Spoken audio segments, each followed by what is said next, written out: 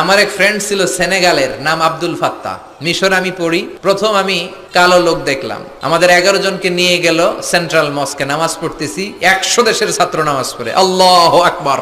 নামাজ পড়ে সালাম ফিরিয়ে দেখি ডান দিকে একটা মুনকার, বাম দিকে নাকির, কুচকুচে কালো। আমি দিছি দৌড়।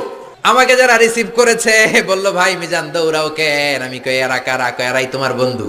সর্বনাশ, 5 বছর এগুলোকে থাকতে হবে, তোমাকে গোটা বিশ্বের ইসলাম সম্পর্কে জানতে হবে, গবেষণা করতে হবে, ঠিক না? মিশতে শুরু করলাম কালোদের সাথে। কুসকুসে কালো, অনেক লম্বা, চুলগুলো এরকম বুটি বুটি হয়ে থাকে। আজীবন খবরে দেখতাম, ওই যে নেলসন ম্যান্ডেলারে দেখতাম খবরে, এবার সরাসরি দেখতেছি। এই ফাত্তা আমার পাশের রুমে থাকতো, তার পাশে থাকতো চাইনিজ, এরপরে পাকিস্তানি। তো এই ফাত্তা আমার রুমে ছিল ফ্রিজ, ওর রুমে ফ্রিজ নাই। ও পানি নেওয়ার জন্য, ঠান্ডা পানি নেওয়ার জন্য আমার রুমে আসতো। আমি ভয়ে ভয়ে ওর বোতল লয়ে দরজা আটকায় দিতাম। প্রথম দিকের কথা, ভয় পেতাম কি না কি হয়। পরে দেখি না, মাশাআল্লাহ, কলিজাটা আকাশের মতো উদার। অনেকে আছে ধবধবে সাদা, কিন্তু অন্তরটা এরকম কুচকুচে কালো, আছে না নাই?